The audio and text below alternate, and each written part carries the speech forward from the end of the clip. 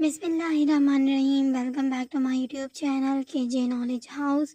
This video is about chapter number 4 Sports and Games. Topic 5A The Modern Olympics from class 6th KBK board, and we are going to solve all the exercises from page number 79 to 85.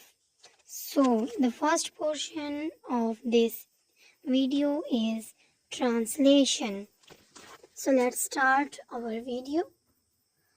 The Olympic Games, the biggest international sporting event, has a rich history dating back to ancient Greece. Olympic games खेलों का सबसे बड़ा बैनुल-अक़वामी तकरीब एक भरपूर तारीख रखता है जो कदीम यूनान से जा मिलता है. However, the modern Olympics, as we know them today, began in 1896. ताहम जदीद ओलंपिक्स जैसा कि हम उन्हें आज जानते हैं 1896 में शुरू हुआ. The driving force behind the revival of the games was Pierre de Coubertin, a visionary French educator. इन खेलों के अहिया के पीछे एक मुतहरिक पियर डी कॉबर्टन बसीरत रखने वाला फ्रांसीसी माहिर तालीम था. Inspired by the noble ideals of ancient Greece, de Coubertin aimed to unite nations through friendly competition and athletic excellence. कदीम यूनान के अजीम नज़रियात से मुतासिर होकर डी कॉबर्टन का मकसद दोस्ताना मुकाबलों और एथलेटिक शान के ज़रिए अक़वाम को मुत्तहिद करना था. The Olympic Games have grown exponentially in both scale and popularity. Olympic Games की मयार और मकबूलियत दोनों में तेजी से इजाफा हुआ है.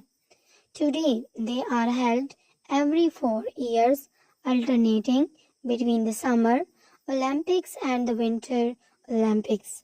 आज इनका इनेकाद हर 4 साल बाद मौसम गर्मा के ओलंपिक और मौसम सरमा के ओलंपिक के दरमियान मुतबादिल तौर पर होता है. Athletes from across the globe train diligently to qualify for this prestigious event, showcasing their skills and striving for personal and national glory.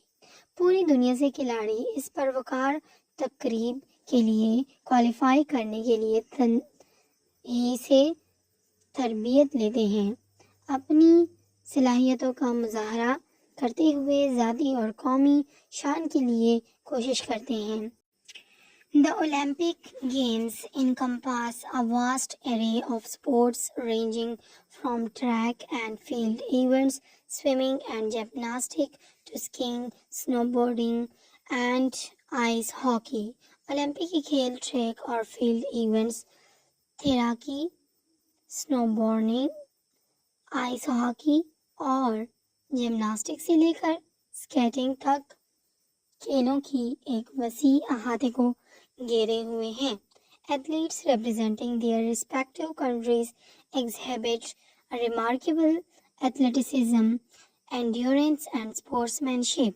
खिलाड़ी अपनी अपनी ममालिक की नुमाइंदगी करते हुए काबिल ज़िक्र जिस्मानी तनुमंदी, बर्दाश्त और खेल का मुजाहिरा करते हैं. Moreover, the Olympic bodies embodies values of peace, unity and understanding among nations. मज़ीद बरा ओलंपिक्स अक़वाम के दरमियान अमन, इत्तेहाद और अफ़हाम व तफ़हीम की इक़्तिदार को मुजस्सिम बनाता है. The iconic Olympic flag, adorned with 5 interlocking rings, symbolizes the unification of 5 continents.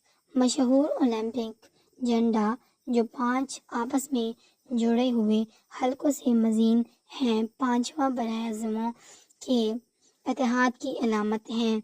The Olympic torch represent the perpetual spirit of the games. Olympic मशाल खेलों की दायमी रूह की नुमाइंदगी करता है। The torch relay carried out by a success of runners signifies the passing of this scared flames from one generation to the next. मशाल की मुंतकिली दौड़ने वालों की तसलसल के जरिए एक नस्ल से दूसरी नस्ल तक रोशनी की मुकद्दस शोले की मुंतकिली की अलामत है। Vocabulary portion include choose the appropriate word from the given option to complete each sentence. Number 1. The modern Olympics initiated by Paris de Coubertin aim to dash nations through friendly competition. Option A is correct. 2. The inaugural modern Olympics were held in dash. Option A is correct. 3. The Olympic Games showcase a diverse range of option A is correct sports. 4. Athletes from all over the world participate in the Olympics to showcase their skills. So option A is correct. 5. The Olympic torch relay symbolizes the continuity of the Olympic spirit from one generation to the next. Option A is correct. Homophones. Homophones is a word that has the same sound as another word but is spelled differently. It has a different meaning also. हमारे पास homophone हम आवाज़ अल्फाज को बोलते हैं जिसकी pronunciation एक जैसी होती है, साउंड एक जैसे करते हैं बट उनके स्पेलिंग्स एक दूसरे से मुख्तलिफ होते हैं और इसके अलावा डिफरेंट मीनिंग भी रखते हैं। So number 1 is read the text from the passage the modern Olympics and identify the use of homophones. The word peace means a state or period in which there is no war or a war has ended. Simple अल्फाज में piece का मतलब है अमन। The word peace means a written musical or artistic creation. कोई भी हमारे पास जो टुकड़ा जिसको हम लोग बोलते हैं, कोई भी म्यूजिकल या आर्टिस्टिक क्रिएशन हो और हमारे पास एक ही यूनिक पीस एग्जिस्ट करता हो उसको बोलते हैं पीस। तो हम इसकी अगर जुमलों में इसको इस्तेमाल करें तो किस तरह करेंगे? A, the white background symbolises peace and truth. B, that this is the piece I want to be played in the Olympics. The word where is used to ask question about location, position, place. Where जो है वो questions के तौर पर use किए जाते हैं कि हमारे पास डिफरेंट सेंटेंसेस अगर गिवन हो उसमें हमारे पास वेयर जब हम यूज़ करते हैं तो हम पूछने के लिए इस्तेमाल करते हैं कि हमारे पास कोई चीज़ कहाँ मौजूद है, कोई प्लेस कहाँ मौजूद है, कोई पोजीशन कैसी है, ये हम पूछते हैं। The word were is used as a plural past tense of the be form of verb. Where is used as an adverb and were is used as a verb. हमारे पास जो वर्ड है ये हम प्लूरल पास्ट टेंस जो B का form of verb है उसको बोलते हैं। जो हम पास्ट की बात करते हैं और प्लूरल कोई चीज़ मौजूद है तो उसके लिए हम लोग वर्ड का इस्तेमाल करते हैं। जैसे दे वर तो उसके लिए इस्तेमाल किया जाता है और वेयर जो है वो एज अ एडवर्ब यूज होता है and were is a verb. तो अगर हम इनको सेंटेंसेस में इस्तेमाल करें, A, the Olympic games were completely forgotten. B, where can we find the original stadium? Question number 2, fill in the blanks using the correct homophones. Different homophones हमारे पास given है ब्रैकेट में, इनमें से एक को चूज़ करके हमने करेक्टली लिखना है।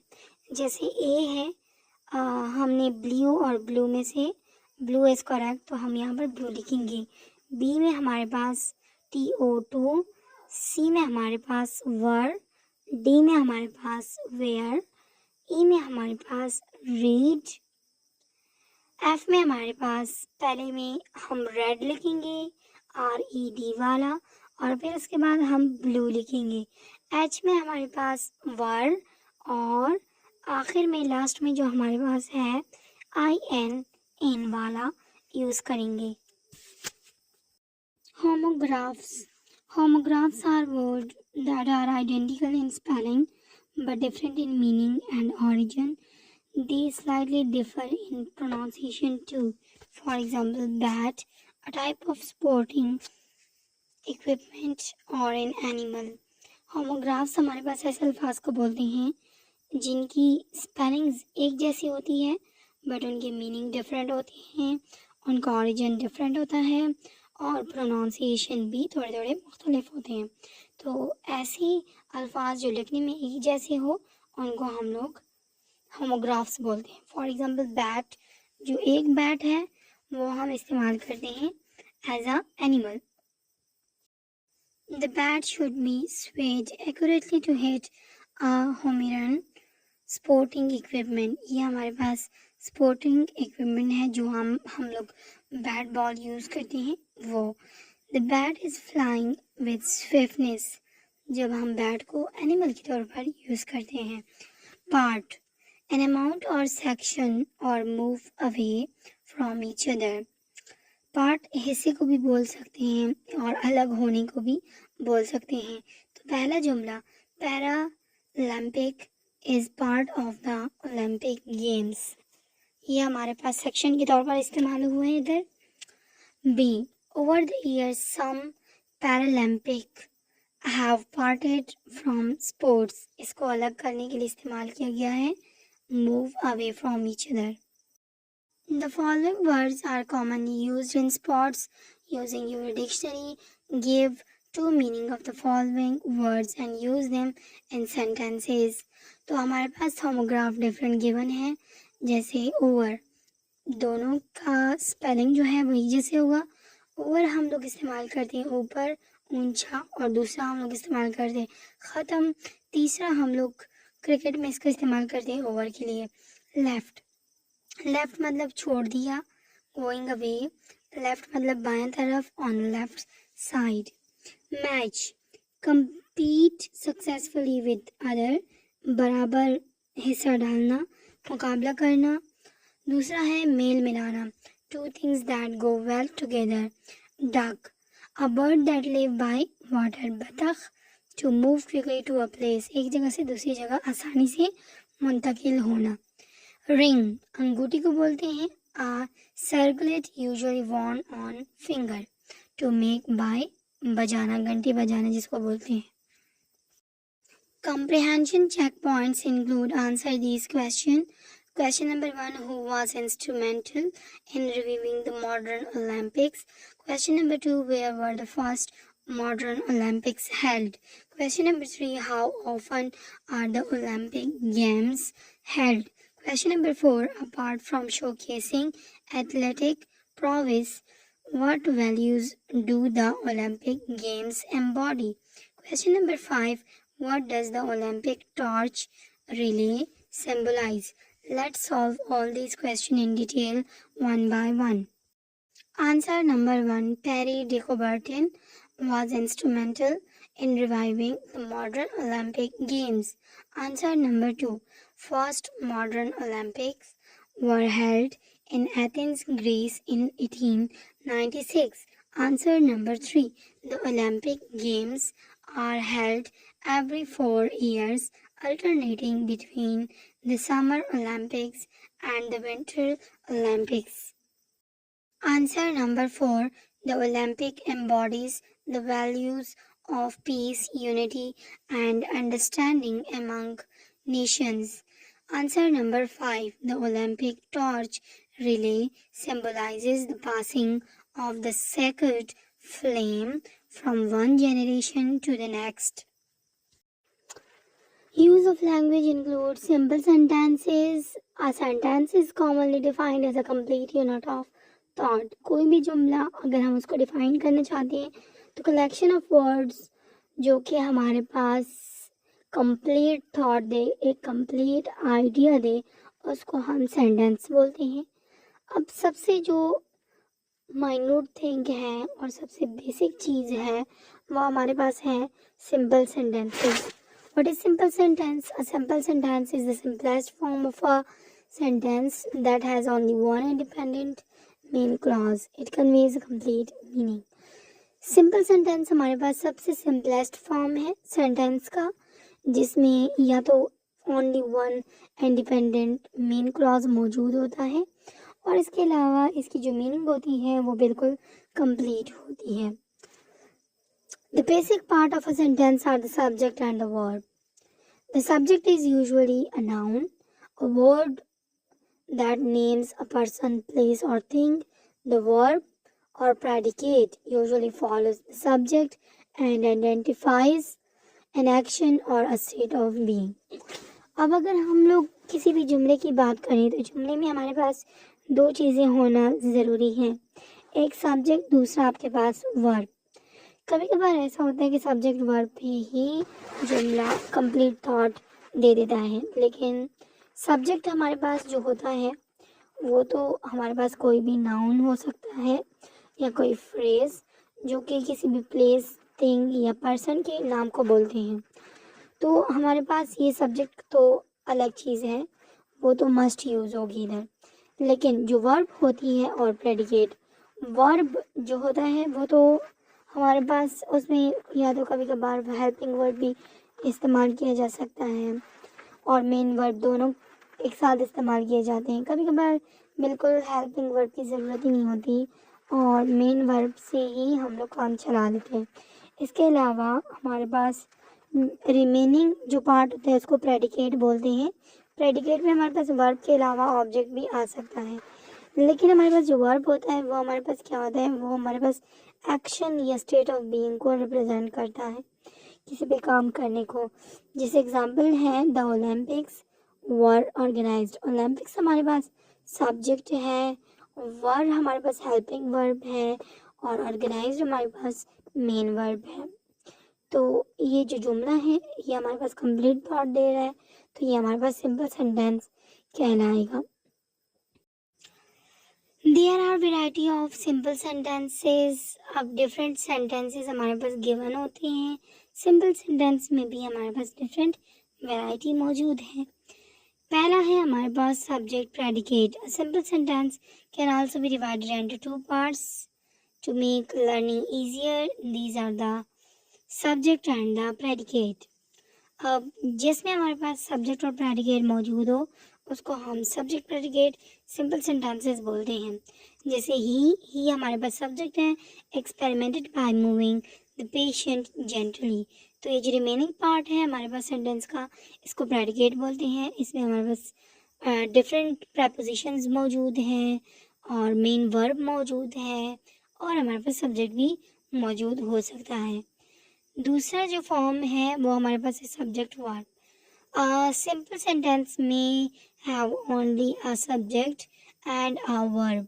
सिंपल सेंटेंस हमारे पास दो चीज़ों पर मुश्तमिल हो सकते हैं, सब्जेक्ट और वर्ब पे। जैसे आई प्लेड, आई हमारे पास सब्जेक्ट है, प्लेड हमारे पास वर्ब है।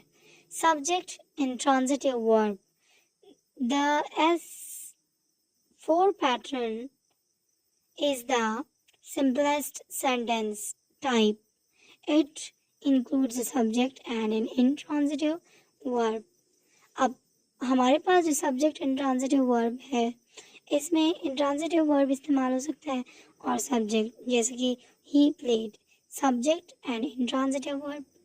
इंट्रांजिटिव वर्ब वो वर्ब होते हैं जिसको डायरेक्ट ऑब्जेक्ट की ज़रूरत नहीं होती, जैसे कि the athlete listens, the ring shines, the flower blossomed. इन सब में हमारे पास जो ब्लू कलर की इस्तेमाल हुए हैं ये वर्ब्स हमारे पास इंट्रांजिटिव वर्ब कहलाते हैं। Subject, verb and adverb. A simple sentence sometimes has a subject, a verb and an adverb. हमारे पास जो सिंपल सेंटेंसेस होते हैं कभी कभार इस तरह भी हो सकता है कि subject plus verb plus adverb भी मौजूद हो, जैसे कि द एथलीट्स रन। तो हमारे पास एथलीट सब्जेक्ट है, रन वर्ब है। और इसी तरह पैरिडी, कबर्टर, listens. Listens verb है, पहली डिकोबर्टन subject है. Note that the action verbs in the example runs and listens can stand alone. This may be accompanied by modifiers too. अब अगर हम लोग कोई भी एडवर्ब यूज़ करते हैं तो वो हमारे पास वर्ब वगैरह को मॉडिफाई करता है. तो हमारे पास ये जो एक्शन वर्ब है जैसे रन, लिसन, तो इसको हम लोग अकेले भी जुमला इनसे बना सकते हैं और ये अकेले रह सकते हैं. इसको सब्जेक्ट की या ऑब्जेक्ट की ज़रूरत नहीं होती और हम इसके साथ साथ एडवर्ब भी लगा लेते हैं. जैसे कि हमारे पास एग्जाम्पल में है, the camera battery could have died suddenly. Suddenly is the adverb. Could have died verb. Camera battery subject. Audience could laugh at the joke. Subject हमारे पास audience है. Could laugh verb है. At the joke adverb है. Question number 1. State whether the verbs below are intransitive. Determine whether or not they can stand alone by inserting a subject and asking if any more information is necessary to complete the sentences. तो हम detail में नहीं जाएंगे, हम सिर्फ इतना बताएंगे कि कौन सा ट्रांजिटिव है, कौन सा दोनों की तरह काम कर सकता है और कौन सा इंट्रांजिटिव है. वॉक हमारे पास दोनों की तरह इस्तेमाल हो सकता है, ट्रांजिटिव भी और इंट्रांजिटिव भी. Play intransitive verb, depart both, respect transitive, select both, stand transitive, give transitive, scream both. Question number 2. For each of the following sentences, decide whether the following word in bold is a subject, verb or an object. Different sentences given है. इसमें हमारे पास bold letter में कुछ word लिखे गए हैं. हमने ये बताना है कि वो जो bold letters में अल्फाज लिखे गए हैं वो क्या चीज़ में है. Subject है, verb है, object है. पहला वाला हमारे पास है donated, it is a verb. Drummer is the subject. Smashed verb. Crowd verb. Player subject. Question number 3 is the paragraph below is taken from the article about the Paralympic. Underline the subject and circle the predicate. हमारे पास जो subject है उनको underline करना है और predicate को circle करना है. Perry de Coubertin is the subject, so I have underlined it. Organized an international sports congress which launched the modern Olympic games. ये remaining part है sentence का, तो ये predicate है. He is the subject, also became the founder of the modern Olympic games. ये हमारे पास predicate है. The first modern Olympic games, ये हमारे पास subject है.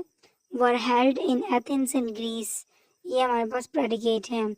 The Olympics flag, subject, is a symbol of peace, unity, goodwill and tolerance. ये हमने circle किया हुआ है, ये हमारे पास predicate है. It is the subject, is completely white with 5 rings circle in the center. Remaining part is the predicate. The white background, subject, symbolizes peace and truth and the 5 rings represent the 5 continents of the world. ये हमारे पास predicate है.